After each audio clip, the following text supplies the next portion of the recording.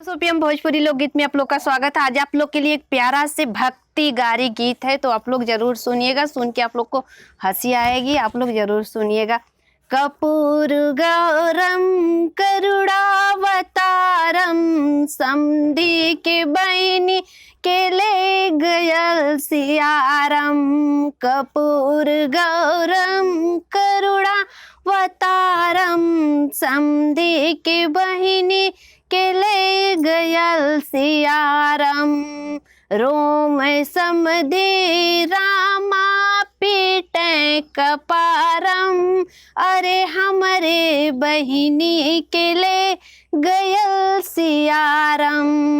रोम समधि पीटे कपारम, अरे हमरे बहिनी के ले गयल सियारम।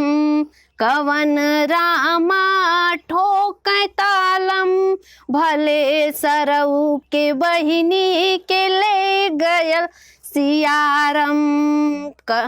कवन रामा ठोक तालम, भले सरऊ के बहिनी के ले गयल सियारम। हुई है सरऊ के लइका खेलई है हजारम, भले समधी के बहिनी के ले गयल सियारम।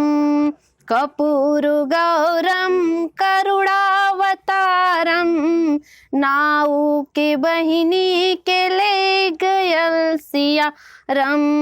रोए समधी रामा पीटे कपारम, अरे हमरे बहिनी के ले गयल सियारम।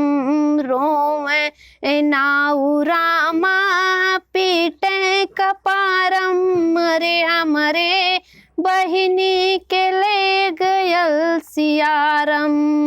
कवन रामा ठोक तालम, भले सरऊ के बहिनी के ले गयल सियारम। हुई है सरऊ के लइका खेलई है हजारम, भले नाऊ के बहिनी के ले गयल सियारम। कपूर गौरम करुणावतारम, पंडित के इन्हीं के ले गयल सियारम।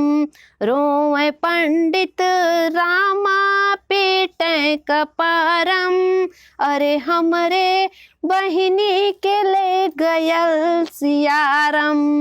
कवन रामा ठोक तालम, भले ए सरहू के बहिनी के ले गयल सियारम। हुई है सरहू के लइका खेलई है हजारम, भले पंडित के बहिनी के ले गयल सियारम।